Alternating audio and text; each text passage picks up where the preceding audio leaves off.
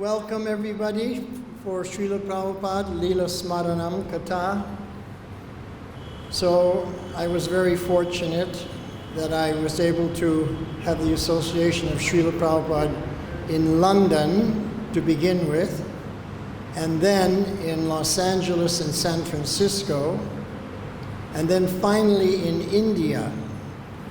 So I have pastimes in these three places. But we'll skip the London, because that's when I was just new and just coming to Krishna consciousness. So let's start with Los Angeles. So I had been in Toronto Temple for 1974, and then 1975, the winter had come in Canada, snow this deep, let's go to LA. Prabhupada always comes to LA. So we drive to LA. And then on February 8th and 9th, Prabhupada came to Los Angeles. He arrived from Honolulu. So he arrived around noon, so there was no morning class.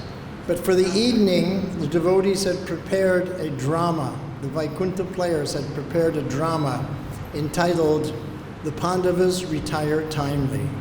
So Prabhupada came down for the Sundar Arti, and after the Arti, then the devotees set up a little stage, and they performed the drama for about an hour. It was a fabulous drama. And Prabhupada loved it.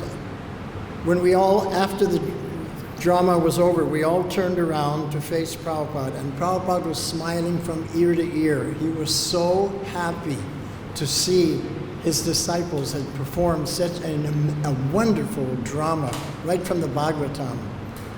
So, because it was Los Angeles, Prabhupada did something quite funny. He said, so, the Oscar goes to Yudhisthira. He gave an Oscar to Yudhisthira, which was played by my godbrother Lokamangala. So Lokamangala was a brilliant actor, and he came forward, and Prabhupada embraced him. And to this day, Lokamangala is the only devotee in all of ISKCON who ever got an Oscar from Prabhupada. So when Prabhupada gave him the Oscar, everyone went, Hari Bol, Hari Bol. Everyone was so happy. Prabhupada was so happy, smiling. It was a very joyous occasion. But gradually, Prabhupada became a little more serious. And as he became more serious, the room became more and more quiet, until finally, Prabhupada was very, very grave. And the room was so quiet, you could hear people breathing. And we were all waiting, what's Prabhupada gonna say? So I was like really focused. Everyone was really focused on what he was gonna say. So this is what he said. He said, my Guru Maharaj ordered me to spread the teachings of Sri Chaitanya Mahaprabhu in the English-speaking countries. But I am an old man. What can an old man do? And I was thinking, wow, Prabhupada's so humble. Because at that time, he had like 60 centers or something like that. What can an old man do?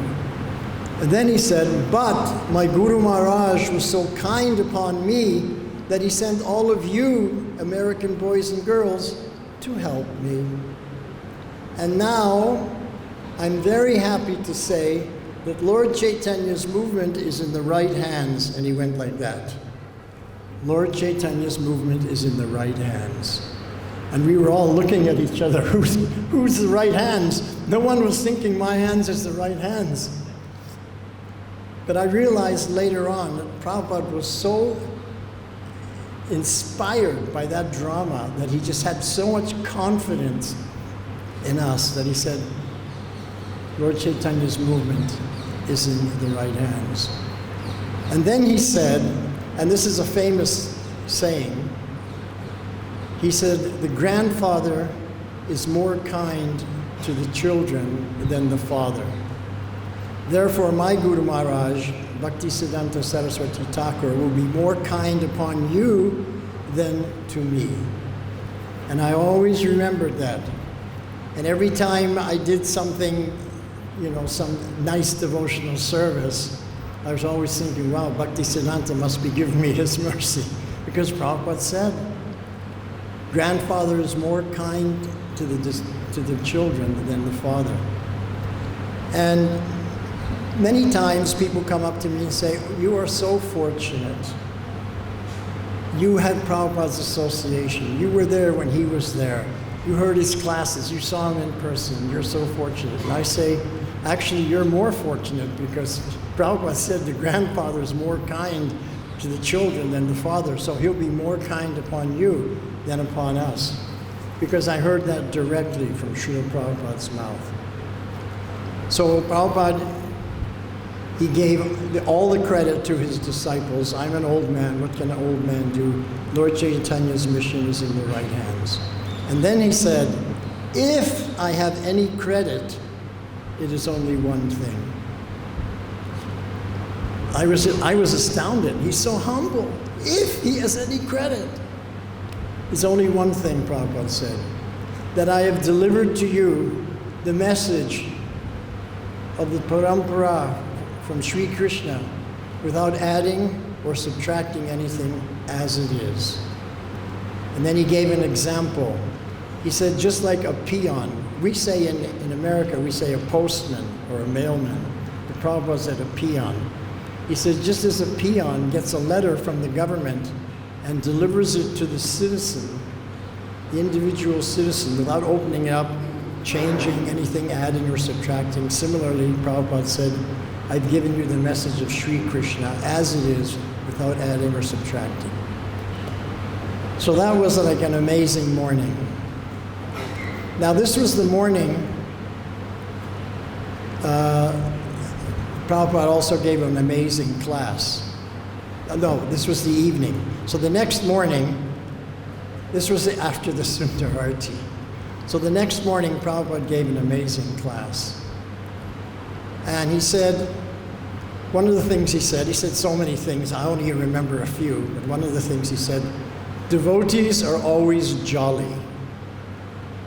Jolly does not mean that we're not serious about spiritual life. We're very serious about spiritual life, but the devotees are always happy. And he referenced that verse from Bhagavad-Gita, chapter 9, verse 2. Raja Vidya Rajaguyam, Pavitram Idamuttamam, Pratyakshaavagamam Dharmyam, Susukam Kartum Adhyayam. Susukam Kartum. Everything you do, Krishna says in devotional service, is joyfully performed. But not just sukam kartum, joyfully performed, susukam kartum. It's more joyful than joyful, supremely joyful. Susukam kartum avyayam, and that joyfulness is inexhaustible, it's never ending, it's ever increasing. So Prabhupada was saying that the devotees are always jolly and happy, joyful in their service. And then he said something that was very poetic, really stuck in my mind. He said, morose means Maya. Morose means Maya. If we're not happy, we're in Maya. Because when you're fixed in devotional service, sukham kartam adhyayam, you're joyful. It's joyfully performed. Morose means Maya. Then the next morning, then that day he toured the BBT offices and everything. And then the next morning, he came down again and gave class. And in this class, one of the things he said was, he finished the class by saying, Saul, if you follow all the instructions that I have given you, and he enumerated chanting the japa, attending the artis, only eating prasadam of the deities, going out for sankirtan, studying, reading the books, like that. If you follow all the instructions that I have given you, I guarantee you go back home to Godhead in this very life. So in the Brahmacharya ashram, we were all talking about it after the class. Wow, Prabhupada gave a guarantee. And someone said, well, what if I'm not 100% pure at the end of my life? People were asking questions, nobody knew the answers, but all we knew was that Prabhupada had given a guarantee. And that evening, in the Bhagavad-Gita class, Sri Dayananda Maharaj gave the class, and he referenced Prabhupada's morning class, and he said, so Prabhupada in the morning, he gave us a guarantee. So we have to be very careful in our devotional service not to void the warranty. We have a guarantee, but you can void the warranty by aparad, by fall down, by so many things. We have to be very careful. Stick to the instructions Prabhupada gave and guarantee, go back home, back to Godhead. So that was very nice. Then after the class, the temple president, Tulsidas, he made an announcement. He said, so later around noon, Prabhupada will be leaving for the airport to catch his flight to Mexico City.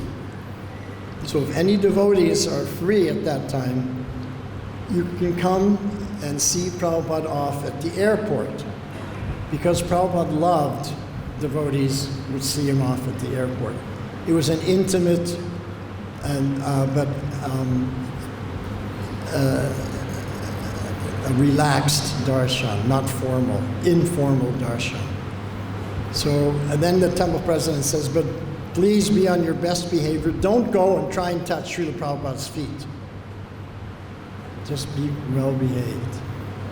So, just before noon, everybody got in cars and we drove to the airport, and Prabhupada was there. We were sitting in the departure lounge, and the devotees were asking questions. Prabhupada was giving nice answers. It was very ecstatic. And then all of a sudden, over the loudspeaker, an announcement came. All the passengers who were now going to be flying to Mexico City, please get up and prepare for boarding. So Prabhupada stood up. We were all sitting there in front of him. So all the devotees moved over like this, and I was thinking it's like the Red Sea parting from Moses. So I was on this side at the edge. And then Prabhupada got up and he started to walk towards where he would be boarding. So we were all offering obeisances. Namo Vishnu Padaya Krishna Vastaya Bhutale. And I was thinking, I opened my eyes for a second, and I saw Prabhupada was coming in. He was almost in front of me. And I was thinking, well, everybody's offering obeisances. Their eyes are all closed. No one will notice. No one will see anything. And as Prabhupada passed me, I touched his lotus feet, touched my head. And then Prabhupada kept on going. And then we watched as he walked through the doors, and we all ran to the window, big, huge glass window. And we saw Prabhupada and all the passengers boarding the flight. Then we saw the airplane turn around, taxi down the runway, and then come back and take off. We saw the plane rising into the air, going higher and higher, smaller and smaller, and we all stood there watching until the plane became so tiny it finally vanished. You couldn't see it anymore. So at that point, everybody decided to go back to the temple. So you can see that's how much we were dedicated to Srila Prabhupada. Just a glimpse of the plane, even so far away, you could barely see it. And then when it was out of sight, we all left. So as we were walking down the hallway to go to the cars, I saw the temple president. So he comes running up to me. I saw you! He had been standing and watching everything, and he saw me touch Srila Prabhupada's feet. And he said, you are so fallen, you're not a Vaishnava. And he was just saying, you know, he was blasting me like anything. And I was just saying, yes, you're right, Prabhu. I'm nobody, I'm fallen, I'm not a devotee. But internally, I was very happy. So that was that pastime. Then Prabhupada went to Mexico City. He came back end of June, And then he came for the Rath Yatra in San Francisco. So we all went up to San Francisco in a big yellow school bus driven by Ushik Prabhu, who was a very old devotee. His daughter had joined, Shasti Devi, and she had preached to him, her father, to become a devotee, and he became a devotee. So he was in his 60s, and we were all in 20s. He drove the bus, school bus. We arrived in San Francisco. It was a fantastic Rath Yatra festival. And then the next morning, after the Rath Yatra, Prabhupada was going to give initiations. So I really wanted to get initiation because I'd been hanging around the movement for a long time. I first, just to give you a little brief summary, I first experienced the Maha Mantra, heard the Maha Mantra and tasted prasad in the summer of 1968. Through the Indian community in Toronto in Canada, I had met one Indian gentleman, a Bengali. We'd become friends, and he invited me to come to their gathering, which was mostly Bengalis, and they were chanting Hare Krishna, Krishna Krishna, Hare Hare, Hare Rama, Ram Ram, Hare Hare.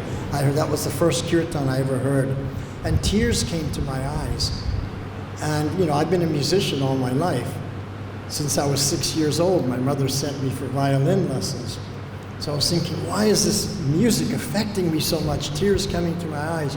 And I was looking at everybody, and they're all smiling and happy, and here I got tears in my eyes. I couldn't understand. Of course, now I realize that from a previous life, a memory had come back. It jogged my memory that I had been a devotee and associated with the Maha Mantra previously. And I had taken prasadam at Mr. Sengupta's house. I remember one Friday evening we were there, we were talking, and then his wife came out, walked past us carrying a tray, walked into another room, put the tray down, started ringing a bell. I had no idea what it was, but she was offering. She was making an offering, so I took prasad. So this was the summer of '68. Then a few months later, I'd say in the spring, so about 6 months later, I was walking down the center of town and I heard, this is what I heard, ching, ching, ching, ching, ching, ching. I turned the corner and there were the ISKCON devotees. This is the spring of 1969. And I was thinking, oh, these are the Vaishnavas that Mr. Sengupta told me about. Because he had told me that in Bengal, people go out with shaved head and playing drums and cymbals and chanting mantra. So I thought, oh, these are the, and he said they were called Vaishnavas. Now, I don't know why the word Vaishnava stuck in my mind, but it did.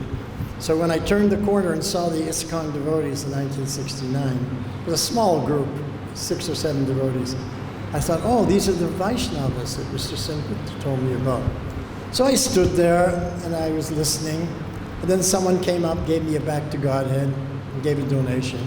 So that's how I first met Srila Prabhupada, through his disciples and through his Back to Godhead magazine. Anyway, then subsequently I went back to London because I was born in London. And I remember one afternoon, I was down in the Soho area of London, and I turned the corner onto Oxford Street, and I heard ching, ching, ching, ching, ching, ching. And there were the British devotees. And I thought, oh, they're here too. And then, because I didn't ever get to the temple in 1969 when I first met the devotees, but they brought me to the temple, and I got Bhagavad-Gita as it is, Ishopanishad and Krishna book. So then I was really studying and reading Srila Prabhupada's books. And then Srila Prabhupada came for Rath Yatra in 1973.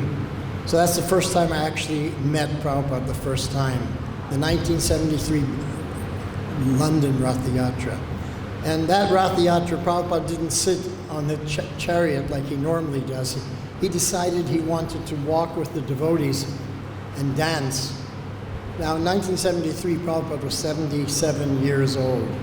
And he danced with his arms raised the entire Rath Yatra route. It was probably 2.5 miles from Marble Arch all the way down Oxford Street, down the Regent Street, Piccadilly Circus to the Haymarket and into Trafalgar Square. It was amazing. But sometimes the Rath Yatra cart, it slows down and stops for a while. And Prabhupada would be dancing and the devotees were circling him. We'd all be dancing with Prabhupada, and then Prabhupada would turn around and see that the chariot was way back. So he'd just stay in one place, jumping and dancing. Everyone was ecstatic. Now the police were always there also.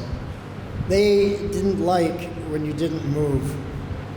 So one of them called over one of the devotees, "Could you please tell your master to keep moving, keep moving?" "Okay, yes, sir." Several times they did that. Every time Prabhupada stopped, "Please tell your master to keep moving." But no devotee's going to tell Prabhupada to keep moving. So no one ever did. And then when we got to the Trafalgar Square, Prabhupada was sitting on this Vyasasana. Now this Vyasasana, I had painted it. Because in the beginning of 1973, we got the Bhakti-Vedanta Manor. It was donated by George Harrison. And so the devotees were asked, "Please, everybody come out and help us turn this into a temple." So I remember I came out one day, and I remember very clearly, as I was walking towards the front gate, there was a sign. It said Pigott's Manor. That was the name of Bhakti-Vedanta Manor before. It was called Pigott's Manor. What a ridiculous name. So we changed it to Bhakti-Vedanta Manor. So I came in, and then as I walked into the temple room, everyone was so busy doing things, cleaning, putting up paintings, washing the floor, sweeping, carrying out garbage, everything. And then Mahavishnu, Brahmachari, he came running up to me. He said, "Can you paint?" I said, "Yeah."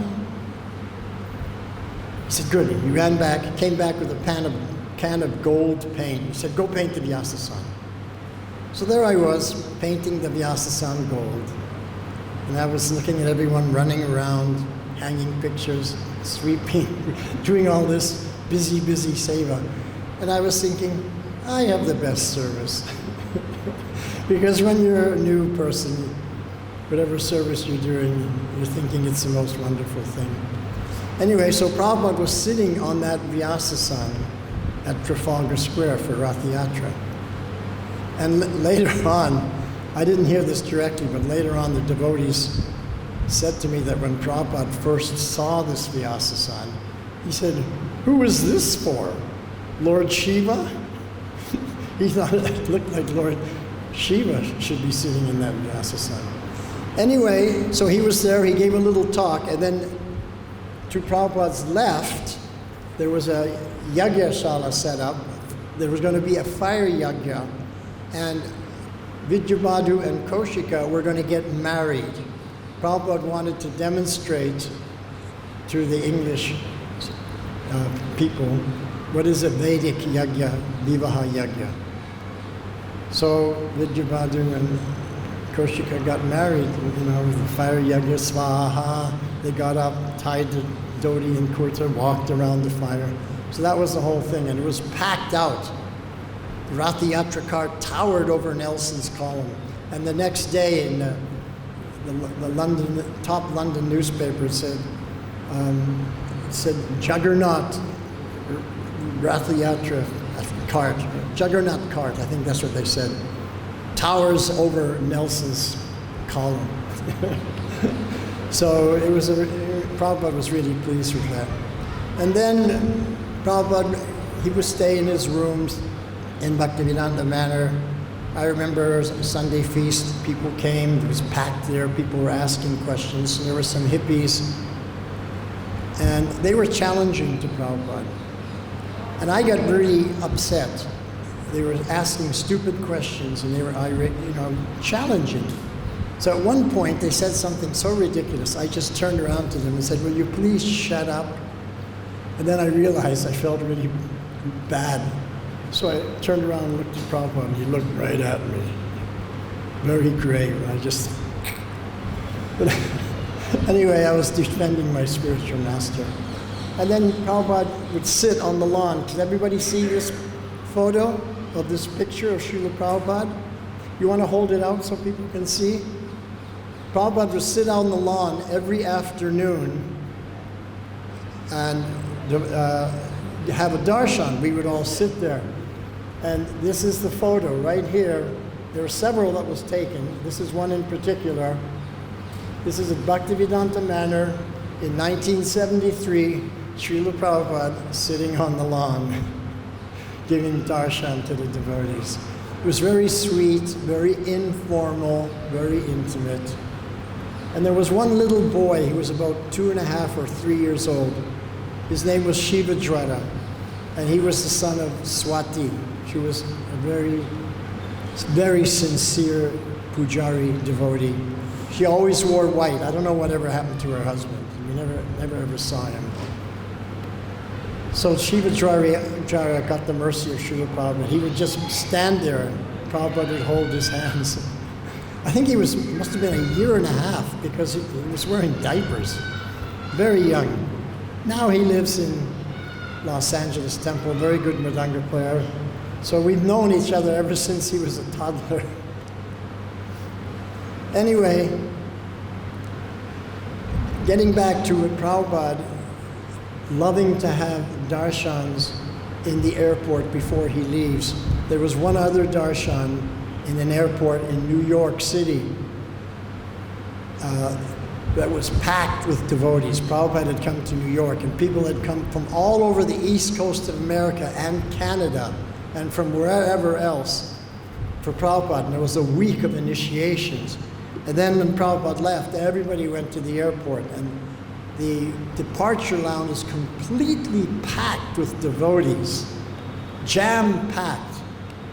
So one of the airport personnel saw Rabindra Sarup, who was standing towards the rear. He was a temple president of Philadelphia, a little bit tall. So he came up to him and said, "Do you mind, please ask your people to please move away from the departure lounge because there's no room for the passengers who are taking this flight to get in." So Rabindra Sarup, he understood, "Oh yeah, I understand, okay." So he went and started saying to different devotees, "We all have to get up and leave." But nobody got up and leave. They'd all look at him like this. No one would move. And then he said he realized, "I'm not qualified to do this service." But there was one Swami there, Rupanuga Swami at that time, who was quite a strong personality. So he thought only Rupanuga can do this. So he went to Rupanuga and explained that the passengers who are boarding the flight need to come into the departure lounge. Can you please ask the devotees to get up and leave now? I tried, but no one would move. So Rupanuga said, "Yes, I can do this." So he was sitting near Srila Prabhupada. So he stood up on his chair and he said, "Attention all devotees, attention all devotees. The passengers who are getting ready to board this flight now have to come into the departure lounge. So everyone please get up and leave." Everybody sat there and looked at him. Nobody moved. Only one person got up to walk out. And Rupanuga said, "No, Srila Prabhupada, not you. You can stay." It was so funny. Prabhupada was so humble. When he heard that the devotees should get up and leave, he got up to leave. Nobody else got up to leave. So in the Bhagavad-Gita, Krishna says, "Ahankara vimudatma," that due to false ego, the Atma becomes muda, behaves like an ass, jackass. But not ordinary muda, vimuda, the biggest jackass, ahankara vimudatma. But the one who is very humble, he gets to understand and he knows Krishna. He understands Krishna, he knows Krishna. Krishna reveals himself to the heart of that devotee. And in Bhagavad-Gita, Krishna also says, "Samahatma sudurlabha." Such a person is very rare. So That was Prabhupada. He was Samahatma Sadhurava. He got up to leave. He was so humble. He heard that devotees should get up and leave. He got up and left. Anyway, getting back to Los Angeles, after the Rath Yatra, back in San Francisco. After the Rath Yatra, the next day was initiations. And Prabhupada was going to give initiations when he went back to Los Angeles also. But for some reason, I wanted to have initiation immediately because I'd been connected with Hare Krishna and the movement for many years. But because I was a professional musician, I had never come to the point of wanting to surrender and just shave up and join the movement. You know, I still had in the back of my mind to be a famous rock musician. So when I heard that Prabhupada was going to give initiations in San Francisco, I went to my GBC, who was Jayatirtha Prabhu. I said, please, let me take initiation here right now. So he said, okay. So during the initiations, when my name was called, I came forward really nervous, offered my Dandavat Pranams like this. Prabhupada asked, what are the 4 principles? So I told him the 4 principles: no meat eating, no illicit sex, no gambling, no intoxication.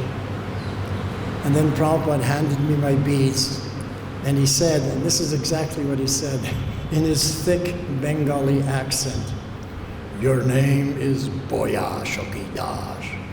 Boyashaki means Shukdev Goswami's another name.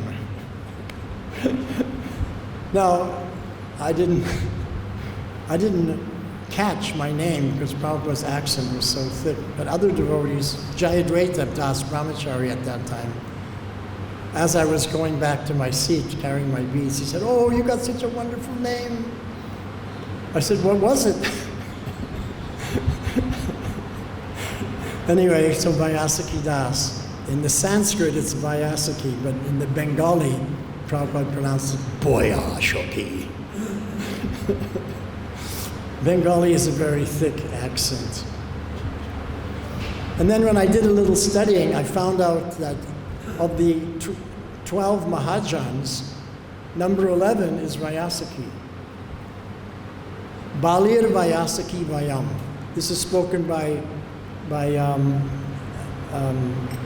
Yamraj, and he's speaking with 12 Mahajans. So Bali Maharaj was 10, Vyasaki, which Shukdev Goswami was 11, Vayam, and myself, Yamaraj was the 12th Mahajan, because Yamaraj is also Dharmaraj.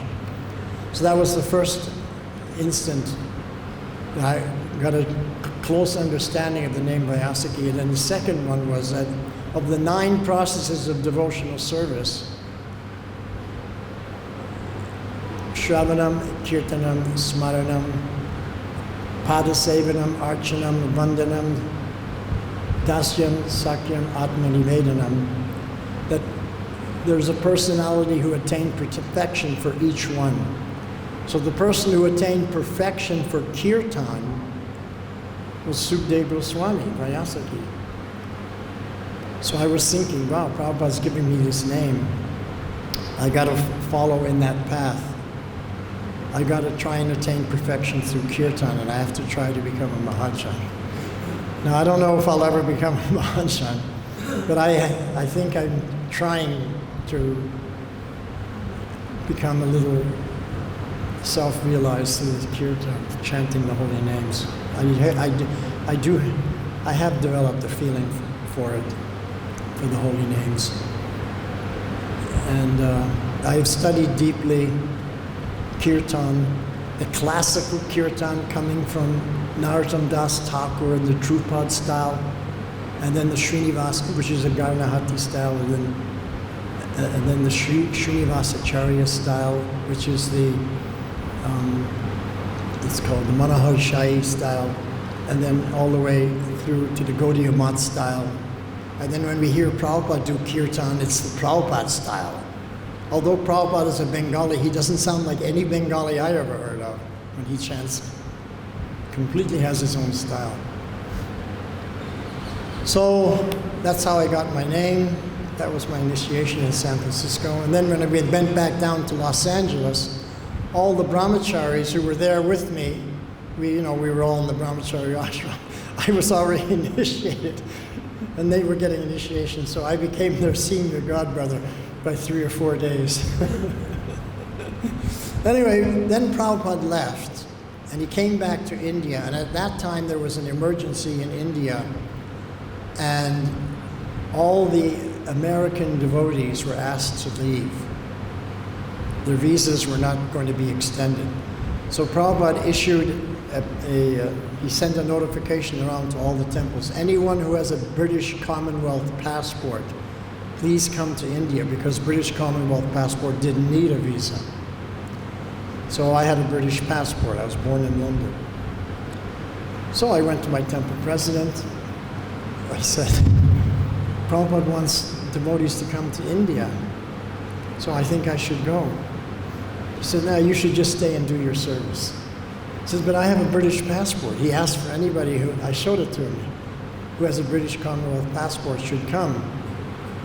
So he said, well, why don't you stay at least till Mayapur, and then we'll all go together for the Mayapur festival, then you can go.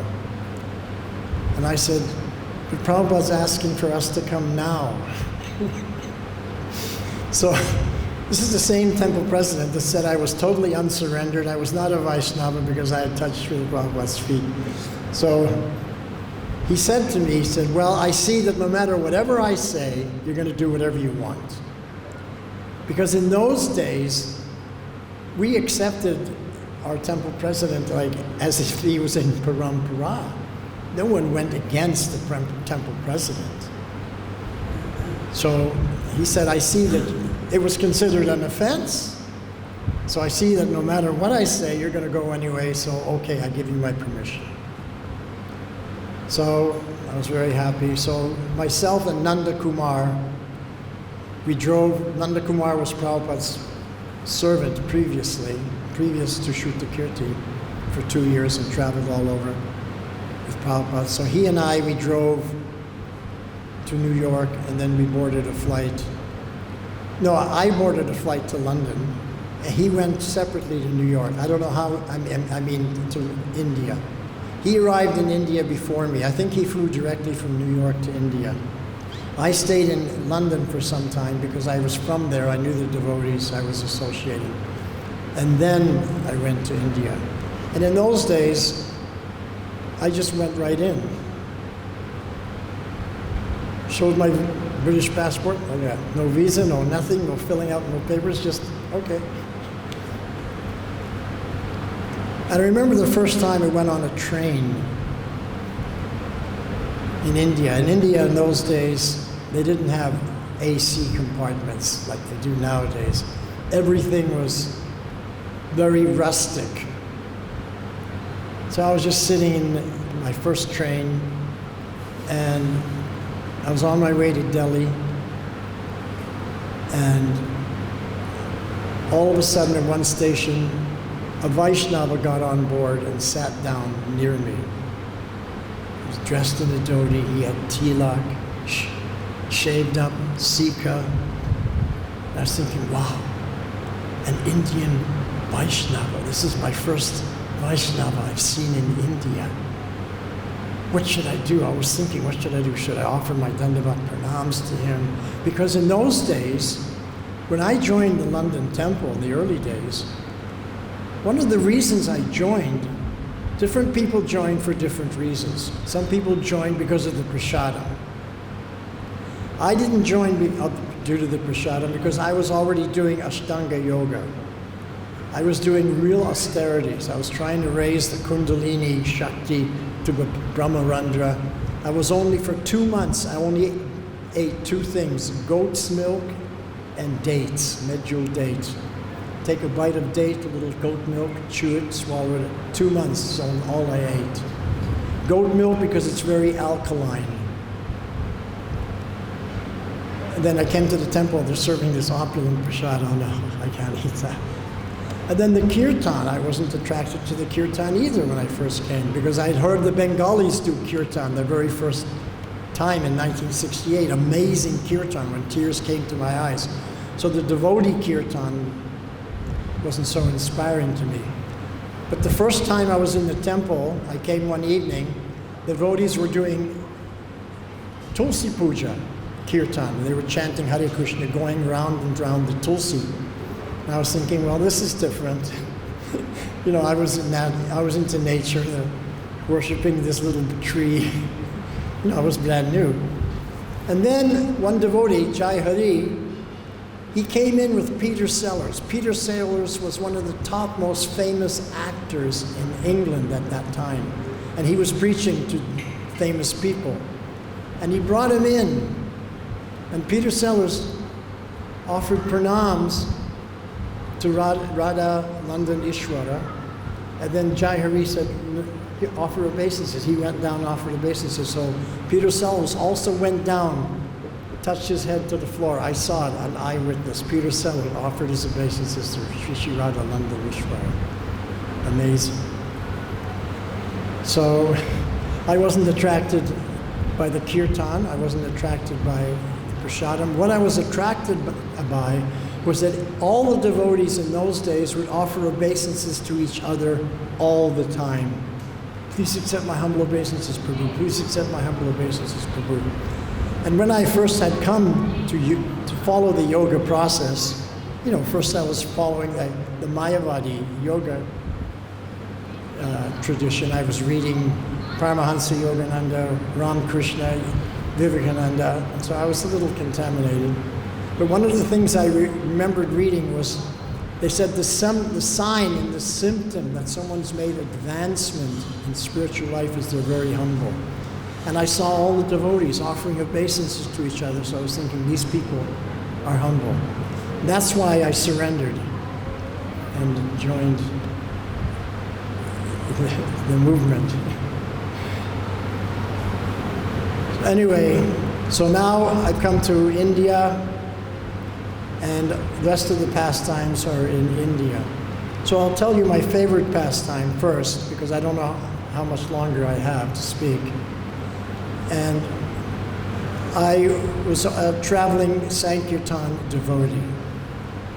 At first, I was a traveling Sankirtan devotee on a boat. We had a boat called Nitai Padakamalam out of Mayapur. And the boat would go down the Ganga, and every afternoon we would stop at a village.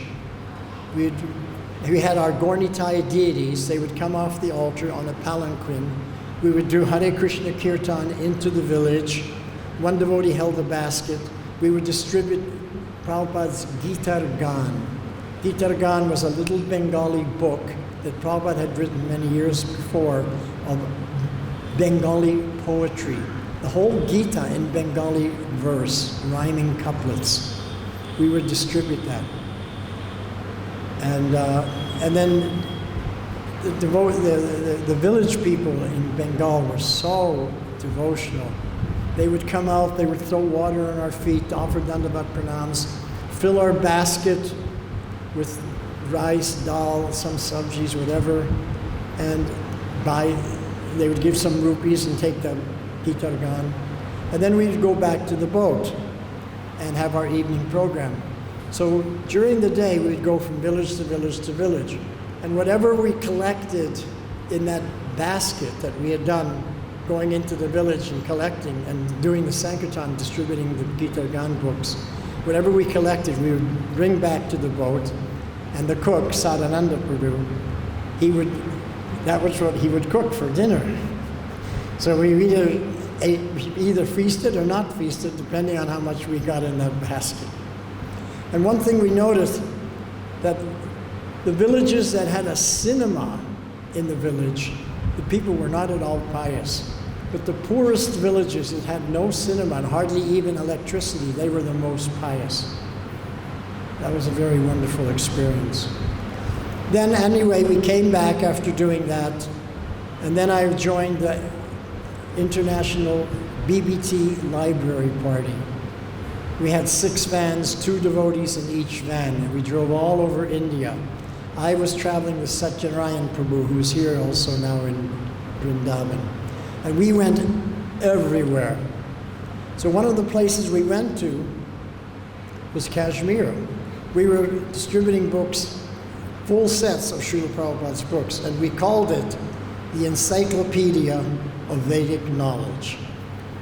Now, I don't know how Satyanarayan, what his tactic was to sell the books, but I remember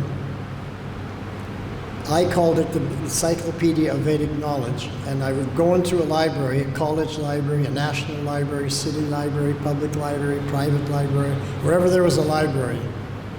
And I'd hand them my card, and the Bhaktivedanta Book Trust, Vyasabhidas Brahmachari, London, New York, Los Angeles, Bombay, in the four corners. Hand them my card, very impressive. And the first thing I would say is, I'm distributing encyclopedias to the libraries. Do you have Encyclopedia Britannica? And they all would say, oh, yes, yes. I wanted them to say yes. I wanted a yes. So they all said, oh, yeah, we have it. I said, very good, very good. It's a wonderful library. Do you have the Encyclopedia of Vedic Knowledge? And then they'd stop. Encyclopedia of Vedic Knowledge? I don't think we have that one. You don't have it? This is India? And then I would preach. And I would get them to take all of Prabhupada's books. We had a contract. We get them to sign it up, fill it out, sign it. We would send it back to Bombay. Gargamuni was in charge of that party. And then he would ship the books out. So we were doing this Punjab and Haryana. And then we said, let's go to Kashmir, because we knew that Kashmir was a Muslim place. Prabhupada will be so happy if we distribute books in the Muslim areas. So we did. And we distributed full sets of Prabhupada's book in 14 Muslim colleges in Kashmir. So I did half, Satyanarayan did half. Now I remember one day coming back from my college, out of the corner of my eye, as I'm sitting in the rickshaw, I see a sign that said library. Immediately I said, stop, stop. I got out, walked back, and the sign says Oriental Library. I walk in, and I start looking at some of their books. And they had all these old Shastras in Sanskrit, in Kashmiri language, in Pali. It was a fantastic library dedicated to spiritual topics. So I was thinking, this is a fantastic library for Prabhupada's books. So the librarian saw me looking at all, he came up to see me, so I gave him my card. Then I had a briefcase and handed him a Srimad Bhagavatam. He opened it up, saw Prabhupada's pictures, looked through it. Very, very good. And then he gave it back and said, I think we have this already. Now, one of the things Prabhupada taught us was salesmanship begins when they say no. So before that time, you don't sell. You just make a presentation, you just make friends, because if they like you, they'll buy. But salesmanship begins when they said no. So he said, we already have this. So he wasn't going to take. So I said, no, you don't have it. I guarantee you don't have it. Because these books were printed in America. They just shipped to Bombay. And this is the first time they've ever been distributed in India. I guarantee you don't have it, but you should have. So he said, well, let me have a look. So he went back and went through a door. I guess he was looking so where he had some older books.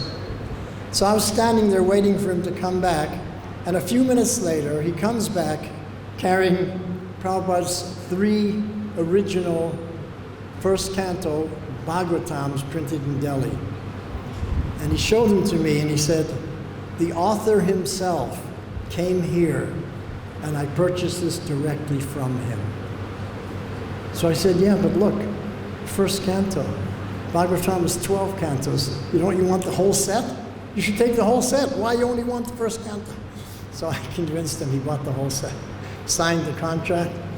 And I came out of there, I was in ecstasy. Oh my God. I just distributed books to the same person Prabhupada distributed books to. He came here, I came here. He preached to the guy, sold the books. I came to him, preached to the guy, sold the books. I was in ecstasy. So we had almost finished doing all the libraries in Kashmir. We had one more day, and then I said to Satyanarayan, let's go back to Vrindavan. I heard that Prabhupada was going to come to Vrindavan. He may be there now. Let's go immediately. So immediately we drove to Vrindavan.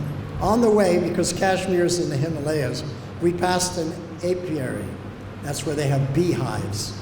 I said, let's stop and get Prabhupada some Himalayan honey. So we got this huge bottle full of honey. 6 minutes. And we brought the honey with us, and we went back to Vrindavan, went to the Brahmachari ashram, took a bath, put on fresh cloth, tilak, and went, knocked on the door of Prabhupada's rooms over there. Of course, in those days it was different. The door that you enter now was not the door you entered in those days, it was another door. And Jagadish was Prabhupada's secretary, so he came out. And both Satyanarayan and I knew Jagadish from previously, from when we were in the West. So we said, oh, Jagadish, we just came back. We distributed a full set of Prabhupada's books to all the Muslim colleges in Kashmir, and we brought some Himalayan honey. We'd like to see Srila Prabhupada and let him know what we've done. And he said, well, Srila Prabhupada's already with somebody. He has guests. So I remembered. Prabhupada said, salesmanship begins when they say no. So I said to him, well, look, why don't you do this? Go and ask Srila Prabhupada when we can see him. When would be a good time for us to come back? She said, yeah, I can do that. So he went in. We were waiting there, Satyanarayan and I, and then he came out a few minutes later and said, Prabhupada will see you now. Oh, we were so ecstatic. And as we came in, Prabhupada was sitting with two Indian gentlemen. One of them was Gopal Krishna Das, Grihasta at that time, and another Indian gentleman. So as we came in, Prabhupada went like this and said, here are two nice boys. We came in, two brahmacharis, offered our dandavats. And then they got up and they left, and then Satyanarayan and I sat in front of Srila Prabhupada, and Jagadish introduced us. And then half the time I was speaking and half the time Satyanarayan was speaking. But I began first. I was carrying a bottle of honey, so I gave Srila Prabhupada the honey. I said, here's a bottle of pure Himalayan honey. We just came back from the Himalayas where we distributed 14 sets of your books in the Muslim colleges in Kashmir. And then Prabhupada said, oh, I went to Kashmir before I went to America. Now this was November 1976. Nobody knew in November 1976 that Prabhupada had gone to Kashmir before he went to America. Only 3 people knew now, me, Satyanarayan, and Jagadish. Prabhupada said, oh, I went to Kashmir before I went to America. So then I said, yes, Srila Prabhupada, I know. I went to that same Oriental library and I met that gentleman and he took the rest of your books, the complete set. And Prabhupada was smiling, very happy. And I was like, can you imagine? Such a bond. I had such a bond with Prabhupada at that moment. And then Prabhupada said, do you remember when you go through the tunnel from Jammu and you come out the other side and you see the Kashmir Valley, and his eyes opened as wide as saucers, as if he was seeing the Kashmir Valley. And I remember when Satyanarayan and I went through that tunnel, and we came out and saw the Kashmir Valley, we both went, wow. It's like an amazing vista, panorama. So when Prabhupada's eyes went like that, you remember seeing that. I realized Prabhupada also had that wow experience coming through the tunnel. So it was so nice. We were just so connected with Srila Prabhupada at that time. And, you know, Prabhupada was speaking to me, he was speaking to Satyanarayan. So that's basically what I remember, what he was speaking to me. Then he spoke something to Satyanarayan. And then Prabhupada, after, 10 minutes or so, he wound up the darshan.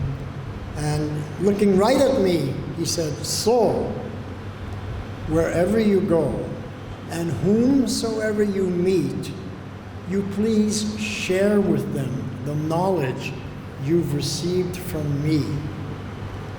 You will be benefited. they will be benefited. And you share with them, and he said you share with them, and in this way you become a guru by the order of Sri Chaitanya Mahaprabhu. So this is how you become guru, by the order of Sri Chaitanya Mahaprabhu, by sharing this knowledge. We don't keep it to ourselves. And it reminded me of another class that Prabhupada had given, which I'm remembering now, which ties in with this. Because Prabhupada didn't say preach the knowledge, he said share the knowledge. So Prabhupada, in one class, he'd given the definition of a thief. The definition of a thief is someone who takes the property that belongs to someone else and keeps it for his own benefit. So in that class, Prabhupada said, therefore, we should not have the mentality of a thief, but the mentality of a sadhu, that we take this knowledge of Krishna consciousness and we don't keep it for ourselves, but we share it with other people. And therefore, this is how we become a sadhu.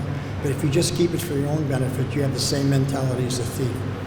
So that's what Prabhupada, it reminded me when Prabhupada said that, whomsoever you meet, share with them.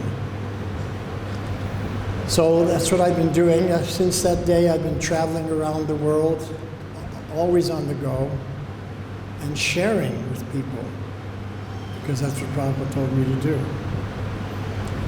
So I have so many other stories, but I'm being reminded here from Krishna Murti Prabhu that 10 seconds, 9, 8, 7, that his time is coming up. So at another time we'll have other, because there was many India pastimes that I wanted to share also, but we ran out of time. So thank you very much. Srila Prabhupada Ki Jai. And now let's welcome Krishna Murti, and he will also share his pastimes with Prabhupada. Srila Prabhupada Ki! I'm sure you'll appreciate it because it's about Srila Prabhupada. First thing I remember is when I joined in Henry Street in Brooklyn, New York.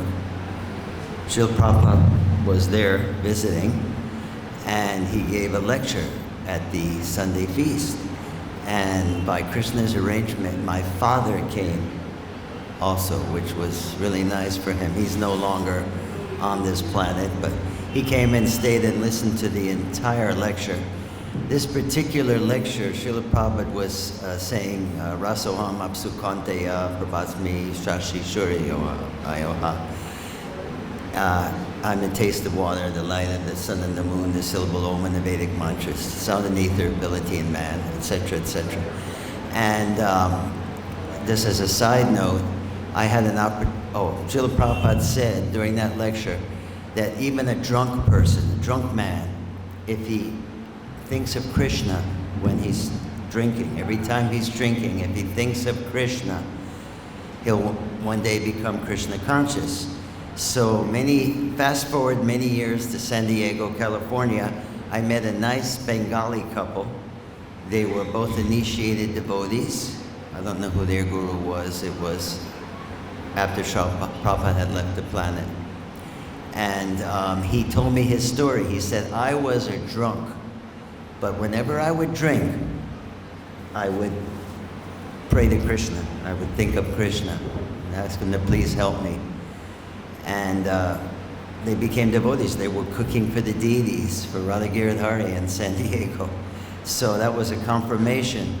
I've seen many confirmations of Prabhupada's words in my life. Just living, you see it happening. But this was a vivid example of how just by remembering Krishna, even if you were drunk, you could become Krishna conscious. Because I met a person who had that happen to him. I might not go in chronological order because my memory's not that good, so I'll tell it as I remember it. Also, I was at one point I was in the old Coconut Grove Temple in Miami, Florida. And temple president was Narahari. Srila Prabhupada came there, and he stayed for a few days. So when he was there, we would have, he would give lectures outside because they had beautiful mango trees, mango orchard. So he would sit under the mango trees and lecture. And one devotee who was very, I don't remember his name, Virendra, I think, he was very fond of prasadam. He was like a prasadam fanatic. So he said, Srila Prabhupada, Srila Prabhupada. Srila Prabhupada said, yes. He said, is it true that anyone that takes prasadam gets a human birth in their next life? And Prabhupada said, yes, so go on taking prasadam. And everybody laughed and smiled. And I remember that, all the devotees, it was hilarious. Another time I was at back to the Henry Street Temple in Brooklyn. It was my first time to see Srila Prabhupada. He came, this was, I think, in April of '73. That's when I remember, because that's when I got initiated. And it was a very narrow hallway. The women on one side, men on the other side. And Srila Prabhupada walked through, and I remember thinking, oh, wow, Srila Prabhupada, in his photos, he appears to be much taller. He was short and very thin, but he had an amazing, I remember he had an amazing aura. I mean, he was just emanating Krishna, you know. It's like practically, there's a song in America, the future's so bright, I need sunglasses. I felt like I needed sunglasses because Srila Prabhupada was dazzling as he walked by.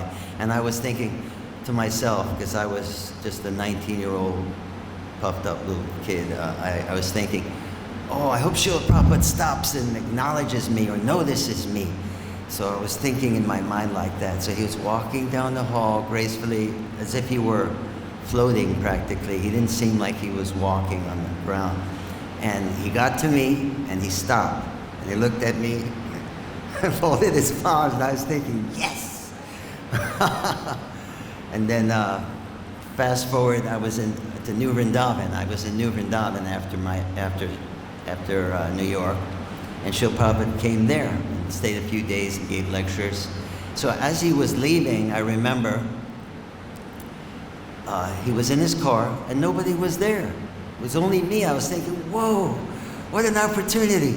So I ran up to the car and said, Haribol, Srila Prabhupada. And he just looked at me and smiled and folded his palms again. I was what we call in America a groupie. I was a Prabhupada groupie. Groupie usually means a rock and roll star, a musician, a famous artist. You'd follow them wherever they gave a concert, so wherever possible, whenever possible, if Srila Prabhupada was there and I was there, I would get myself in there and sit right next to Prabhupada. I have my profile picture on Facebook is me sitting next to Prabhupada, and he's beaming.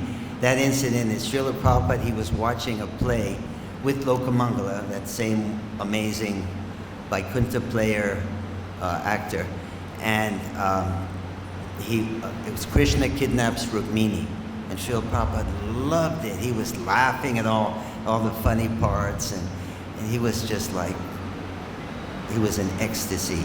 And I was sitting right next to him. I was just mainly watching Srila Prabhupada more than I was the play. And he was so ecstatic. There were several pictures of him watching that play. Another time, skipping back again to the Coconut Grove Temple in Miami, I was cooking in the kitchen. I was like a cook in training. I was helping, the devotees went out on Sankirtan, including, I don't know if Panchagoda was there yet, but they'd go out early, first thing in the morning, so we'd make a big lunch for them to take with them. Dal, chapatis, rice, sabji, everything. So Srila Prabhupada walked in the kitchen with his servant. I don't remember who it was at that time. And he said, oh, what is this? What are you doing? It's one of the only times he actually talked to me. I became nervous. And I said, oh, Srila Prabhupada. There was a big can of, some kind of oil on the counter. And in those days, we would pretty much only use ghee. And this particular kind of oil, I forget what it was, but I was embarrassed. I said, oh, Prabhupada, we only use that oil for making bread. We don't use it for the other cooking. And he just looked at me, okay, like wondering why did I mention that. And then he said, well, so what is all this cooking? So I said, oh, we make a big lunch for all the Sankirtan devotees so they can go out early and have plenty of prasadam. He said, oh, very nice. And then another story I remember, this was in, where was this? This was also in the Coconut Grove Temple in Miami. Srila Prabhupada was giving the morning lecture, and I was very sleepy. I was in the back, and I was thinking, oh my God, I'm falling asleep. This is bogus. I'm bogus. So I stood up, immediately stood up. And Srila Prabhupada noticed it, and he said, sit down. So my adrenaline was flowing. I sat down, and I didn't fall asleep at all after that because I was so, fired up from Srila Prabhupada, yelling at me, giving me the sauce. He said it very forcefully, too. Sit down. He didn't just say, So I don't know if I have any more. Oh yeah, one more. I saved the best for last. New Vrindavan, Srila Prabhupada was coming out of the temple room. And again, there was nobody there but me. So I thought, this is so I did a Vyasaki, but only better. When Srila Prabhupada walked out, I dove for his feet and I grabbed his ankles. And I was holding on for dear life.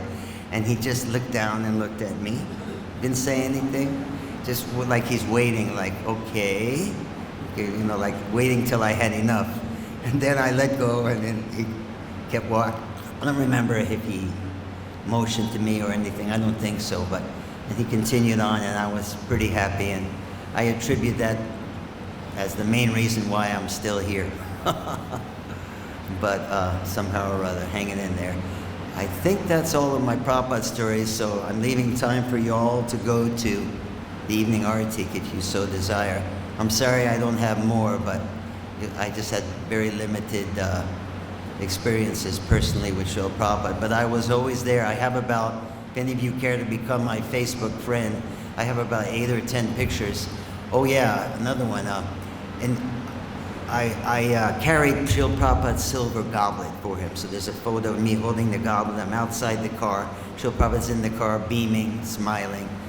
And my god sister Bhumi said, and there's Krishna Murti. She put with the famous silver goblet. She said, I remembered that too. And yeah, that's about all I got. I'm sorry I don't have more, but I forget a lot of things, but my memories with Prabhupada, I don't forget. Thank you for listening. Hare Krishna.